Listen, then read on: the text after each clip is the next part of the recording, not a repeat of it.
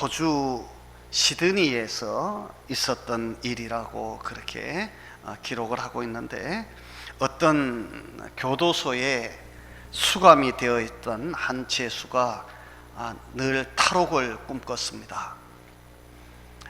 정말 감옥이라고 하는 것이 우리가 가보지 않았고 또 가볼 필요도 없지만, 감옥에 갇히면 얼마나 답답할까. 아마 그 감옥에 갇힌 사람들의 오직 소망은 이곳에서 벗어나서 자유를 누리는 일일 것이다. 어디 가고 싶은데 마음대로 가고, 하고 싶은 거 하고, 먹고 싶은 거 먹고, 그러면서 살고 싶은 것이 아마 모든 사람의 꿈이고 희망일 것입니다. 이 죄수도 그런 꿈을 꿨습니다. 그래서 그는 모든 것을 예사롭게 보지 아니하고 어떻게 하면 여기서 나갈 수 있을까, 늘 머리를 이제 굴리면서 생각을 했는데요, 어느 날부터 보니까 일정한 시간에 빵을 배달하는 이 트럭이 교도소 안으로 들어오는 거예요. 들어와가지고 이렇게 차에 싣고 온 빵을 이제 내려서 이제 쌓아놓고, 그리고 이 차가 다시 떠나는 것을 보았습니다. 그런데 그것이 하루 이틀이 아니고 늘 볼 때마다 같은 시간에 같은 장소에 와서 그렇게 빵을 내려놓고 가고 내려놓고 가고 하는 것을 보았어요. 이 죄수가 저 차를 내가 타고 정말 탈출을 해야 되겠다 꿈을 꾸다가 어느 날 정말 기회가 왔습니다. 감시가 소홀한 틈을 타서 빵을 내려서, 이제 기사가 빵을 내려서 이렇게 운반하는 사이에 얼른 그 뒤에 탁 타고 그 빵 이제 쌓아놓은 뒤로 딱 숨었습니다. 기사가 나와가지고 이제 빵을 배달하고 와서 문을 다 잠그고 이제 차가 출발을 하는데요, 그런데 그 안에 있으니까 막 얼마나 가슴이 답답해지는지 몰라요. 산소도 부족한 것 같고, 막 햇볕이 쬐는데 그 안에 냉장도 안 되고 하니까 막 뜨겁기는 하고 막 땀은 비실비실 나고 막 미칠 것 같아요. 그런데도 이 사람에게는 그래, 조금만 참자, 조금만 참으면 내가 자유를 누릴 수 있을 거야. 그리고 막 이제 정말 그 고통을 이제 참아내었습니다. 얼마쯤 시간이 지난 다음에 이 차가 어딘가 도착을 해서 차가 붕 하고 그러더니 멈춰 섰습니다. 다시 내려더니 뒤에 문을 탁 열고 막 역시 또 빵을 막 내려서 막 이제 운반을 하는 거예요. 싹 눈치를 보다가 얼른 내려가지고 탁 도망을 갔습니다. 와, 자유다. 이제부터 내가 다시는 잡혀오지 말고 내가 마음껏 자유를 누리면서 살아야지. 그랬는데 정신을 차리고 가만히 보니까 여기가 어딘지 보니까요, 다른 감옥이에요. 이 차가 이 A 교도소에다가 이제 빵을 내려놓고 다시 문을 잠그고 B 교도소로 옮겨간 거예요. 내렸는데 내려서 보니까 어디예요? 이게 다른 교도소예요. 다른 교도소. 여러분, 잡혔을까요? 안 잡혔을까요? 또 잡혔지. 잡히니까 어떻게 되었을까요?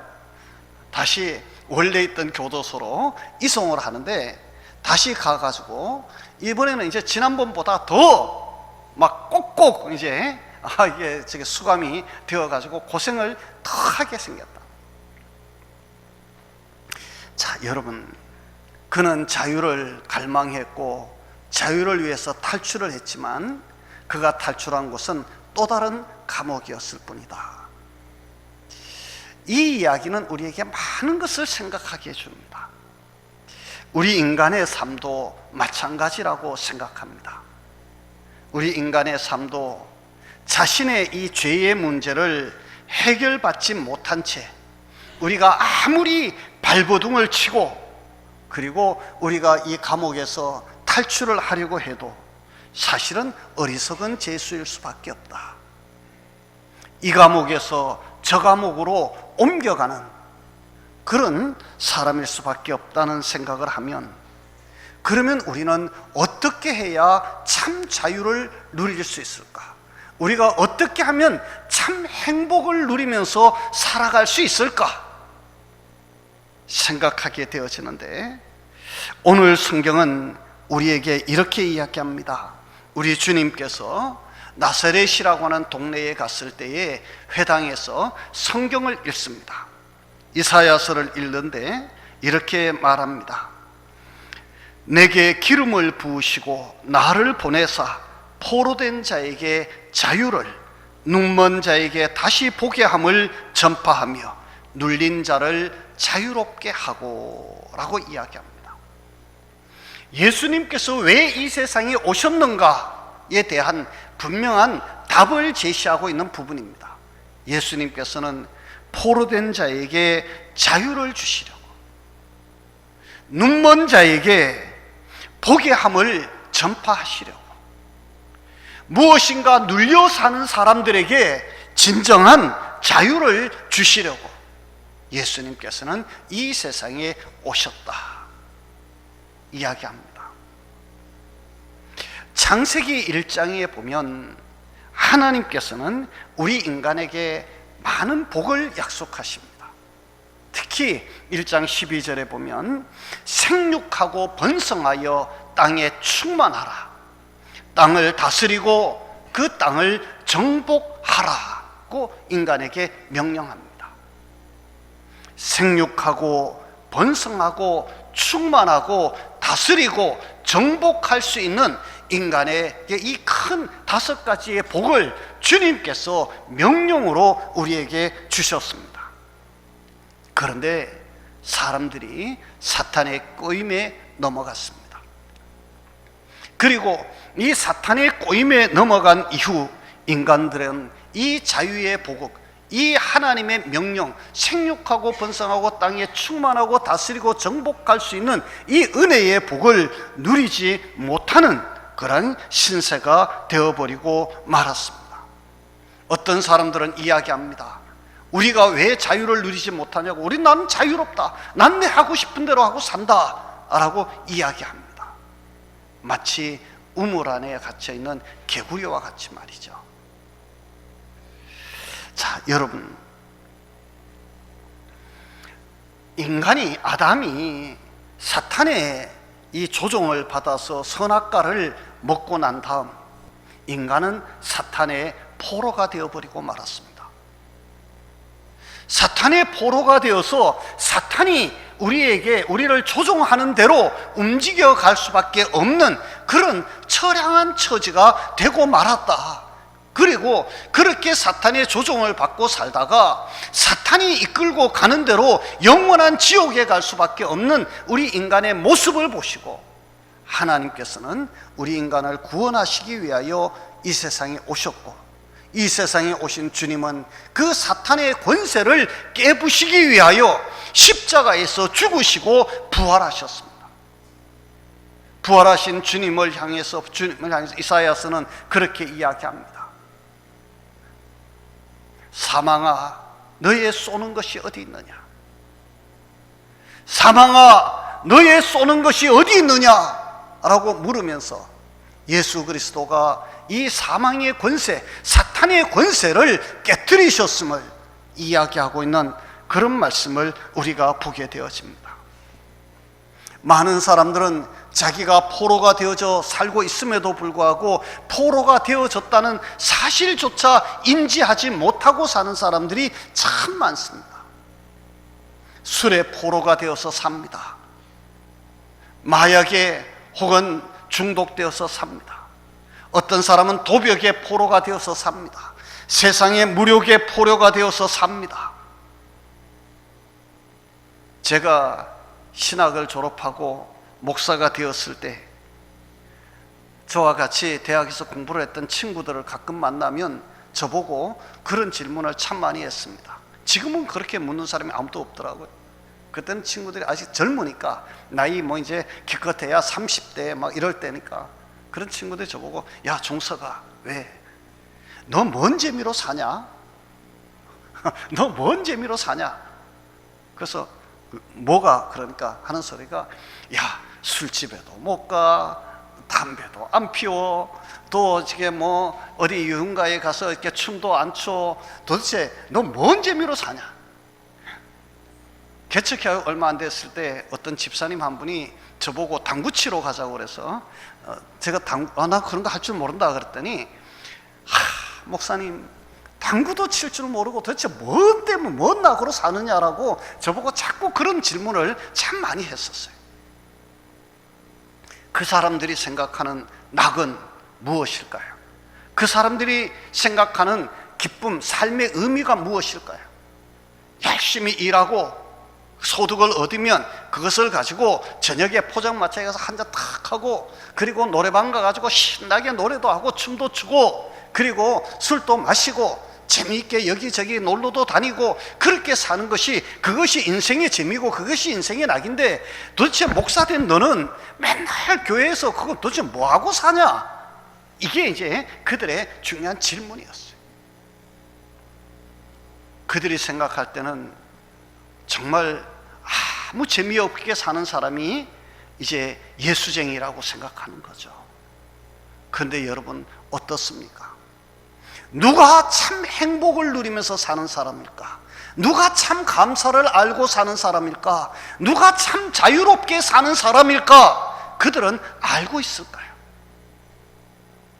마치 저 북한에 있는 우리 동포들이 어렸을 때부터 계속 세뇌를 받아가지고 장군님 은혜 안에서 세상에 부러움 없어라 그러면서 막 살다가 자유세상에 나와보면, 야, 우리가 속았구나, 그때 아는 것처럼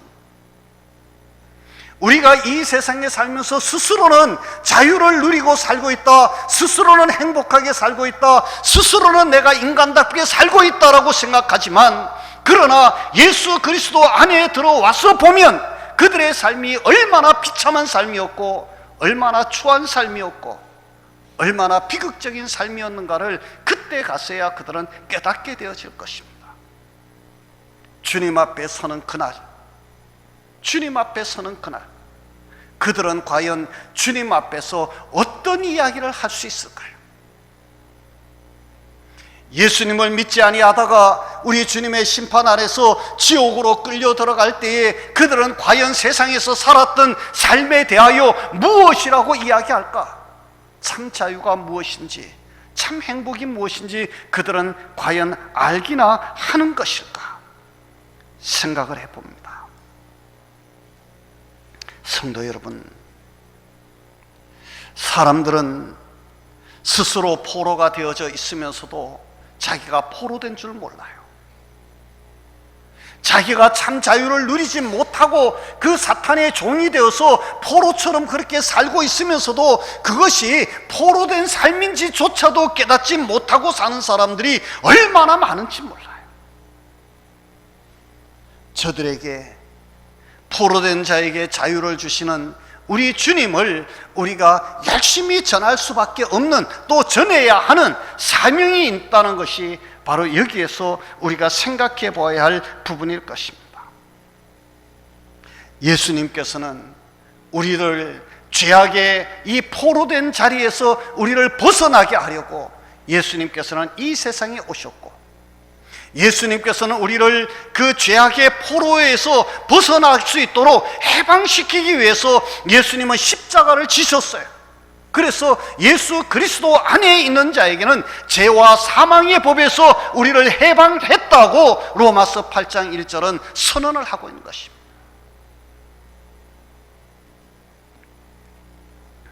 여러분, 우리가 예수님을 믿고 구원 얻는다라고 이야기를 합니다.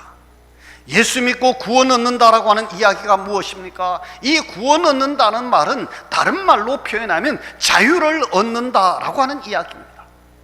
이제는 죄의 종이 아니라, 이제는 사탄의 종이 아니라, 이제 죄의 종, 사탄의 종, 그 지옥의 종의 자리에서 벗어나서 이제는 우리가 마음껏 하나님과 함께 살아갈 수 있는 참된 자유, 참된 행복을 누릴 수 있게 되었다 선언하는 것이 바로 예수 그리스도의 십자가와 부활입니다.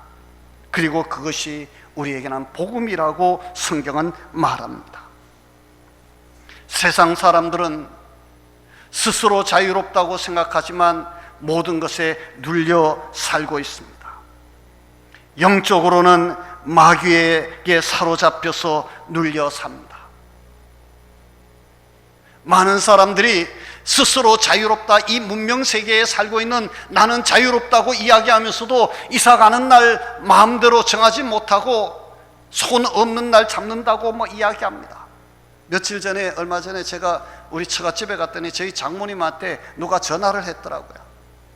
전화의 내용이 보니까 그 사람이 우리 장모님한테 뭘 묻는 거예요.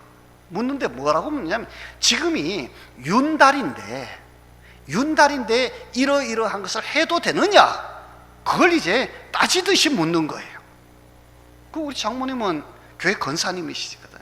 그러니까 그게 뭐 어때서? 우리는 윤달 같은 거 그런 거 몰라. 그럼 우리는 내가 하고 싶은 대로 사는 거야. 그래도 아무 문제 없어, 아무 일 없어. 근데 그쪽에 있는 사람은요, 윤달에 그걸 하면 안 된다라고 그걸 계속 이야기하는 거예요. 여러분, 쉽게 얘기하면요, 여러분, 윤달에 뭐 하고 뭐 하면 안 되고 여러분, 이게 뭔 얘기예요? 쉽게 얘기하면 이게 다 뭡니까? 영의 지금 세계에 눌려 사는 거잖아요. 영적인 이 세계에서 눌려 사는.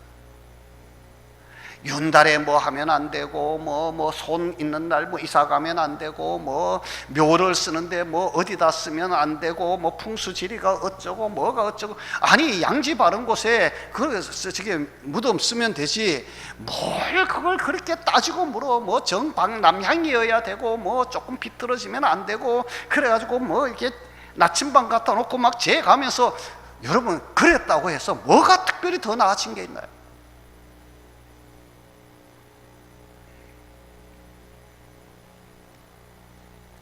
여러분, 그렇게 영적으로 이 마귀의 세력에 눌려 사는 사람들이 있습니다. 국가적인 그리고 사회적인 제도와 차별로 인해서 눌려 사는 사람들도 있습니다. 우리 주님께서는 그런 모든 사람들을 그 눌린 자로부터 자유케 하려고 이 세상에 오셨다라고 선언합니다. 사도행전 10장 38절은 말합니다. 하나님이 나사렛 예수에게 성령과 능력을 기름 붓듯 하셨으며 그가 두루 다니시며 선한 일을 행하시고 마귀에게 눌린 모든 사람을 고치셨으니 라고 말합니다. 마귀에게 눌린 모든 사람들을 고치셨다. 예수 안에 들어온 사람들은 그런 모든 것으로부터 참된 자유를 누려야 하는 줄로 믿습니다. 우리가 예수님을 믿는다고 하면서도 아직도 그런 것에 눌려 산다면 여러분들 주님 앞에 다 내려놓으세요. 그리고 그런 것에 신경 쓰지 말고 여러분들 자유롭게 살아보세요. 저는 지금까지 제가 살아오면서 제가 이사를 몇 번 했는지 저는 잘 모르겠어요. 숫자를 세어보지 않아서 모르겠는데 꽤 많이 이사를 다닌 것 같아요. 그런데 한 번도 손 있는 날, 손 없는 날 저는 그런 거 구별하거나 생각해 본 적이 없어요. 그런데 멀쩡하게 지금도 살아있어요. 아무 문제 없어요. 여러분들이 편한 날이 제일 좋은 날인 줄로 믿습니다. 걱정하지 말고 여러분들 제발 그런 것에 좀 눌려 살지 말고 자유롭게 살아갈 수 있기를 바랍니다. 현대인들 중에는 스트레스로 시달리는 사람들도 참 많습니다. 그런 사람들을 향해서 우리 주님은 말씀합니다. 수고하고 무거운 짐진 자들아 다 내게로 오라. 내가 너희를 쉬게 하리라. 수고하고 무거운 짐진 자들아 다 내게로 오라. 내가 너희를 쉬게 하리라. 여러분, 여러분의 인생의 무거운 짐이 무엇입니까? 그거 주님 앞에 다 내려놓으세요. 그거 여러분들이 붙들고 발버둥 쳐봐야 그거 아무 소용없어요. 염려도 내려놓으시고 근심도 내려놓으시고 두려움도 다 내려놓으시기를 바랍니다. 그리고 하나님께 맡기세요. 하나님, 내가 살고 죽는 것도, 내가 이 세상에서 어떤 삶을 사는 것도 하나님께 다 맡깁니다. 하나님께서 나에게 가장 좋은 길, 선한 길을 주시리라고 나는 믿습니다. 우리 하나님 앞에 믿음으로 고백하고 우리 하나님 앞에 모든 것 맡기고 참 영혼의 자유를 누리면서 살아갈 수 있는 여러분들이 되시기 바랍니다. 종종 우리가 이야기합니다. 어떤 사람들은요, 천국에 가는 것이 막 겁이 나는가 봐요. 천국에 가는 것이. 여러분, 천국에 가고 싶어요? 안 가고 싶어요? 가고 싶어요? 언제 가고 싶어요? 나중에? 나중에? 빨리? 내 생명이 언제 끊어져? 모르죠. 오늘이라도 주님이 나를 부르신다면 할렐루야, 아멘, 감사하면서 우리 주님 앞에 갈 수 있기를 바랍니다. 여러분, 우리가 흔히 말할 때 이 막 지옥 같은 이 세상에 뭐 그렇게 오래 살려고 천국 안 가겠다고 발버둥을 치면서 그렇게 애를 쓰면서 사냐고. 여러분, 우리 예수 믿는 사람들은요, 이 세상에 좀 제발 미련 좀 갖지 말고 천국에 대한 소망을 가지고 살아갈 수 있기를 바랍니다. 목사님도 그렇게 하세요. 그런데 저는 정말 그래요. 그래서 저희 집사람 보고 나는 오늘이라도 하나님 부르셨으면 좋겠다 그런 소리 가끔 하면 우리 집사람이 저보고 막 화를 막 내요. 나는 어떡하라고 그래. 아니 당신도 같이 가면 되지.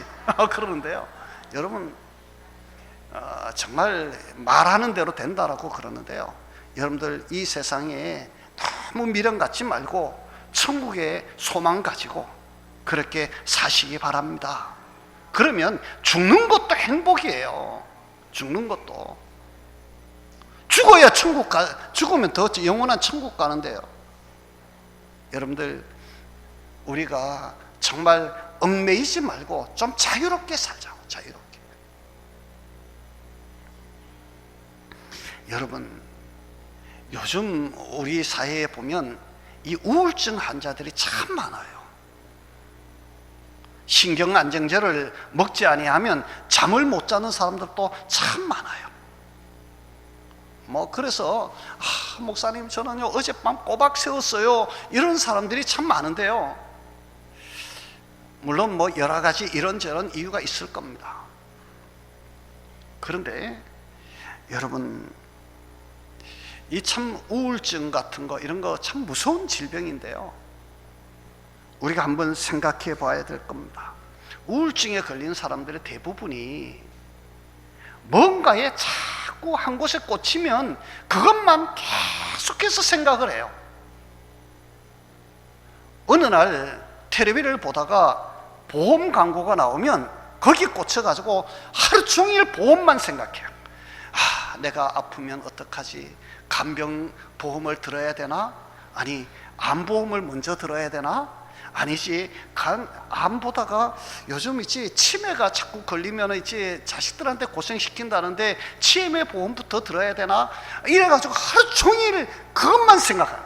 그러니까 그냥 보험세 얘기하다가 그 다음에 생각하니까 또 몸이 아프면 어떡하지? 아프면 자식들한테 부담이 될 것 같고, 병원에 가면 그 다음에는 어떻게 하고, 막 이래가면서 있잖아요.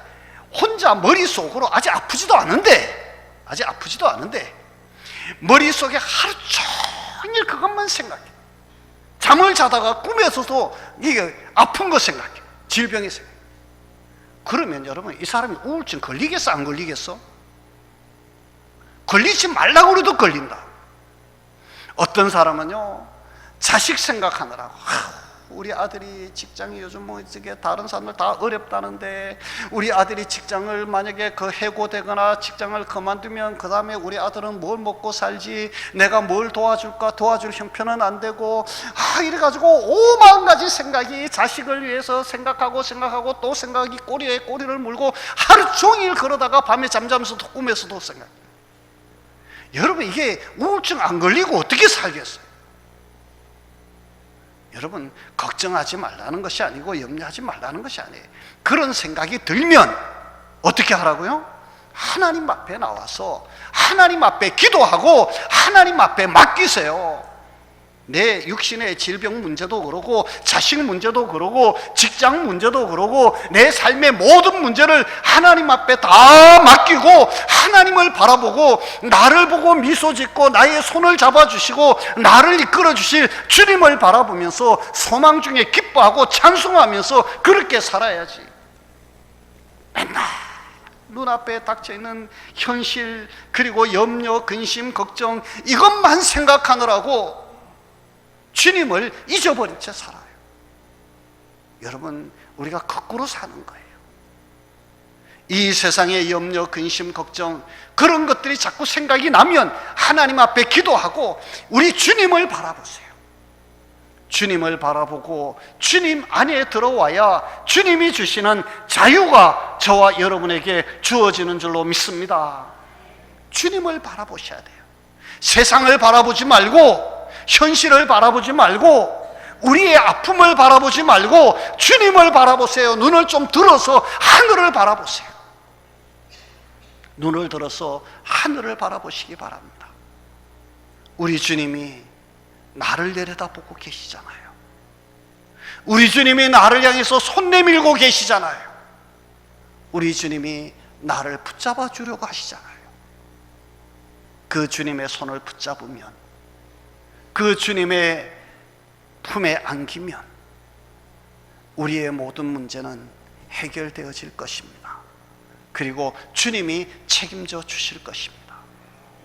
주님께 모든 것 맡기고 정말 이 땅에 살아가는 동안 주님 안에서 자유를 누리면서 사는, 주님 안에서 행복을 꿈꾸면서 사는, 주님 안에서 영원한 나라를 소망하면서 사는 저와 여러분들 다 되어지기를 주의 이름으로 축원합니다. 우리 기도하겠습니다. 하나님 아버지, 고맙고 또 고맙습니다.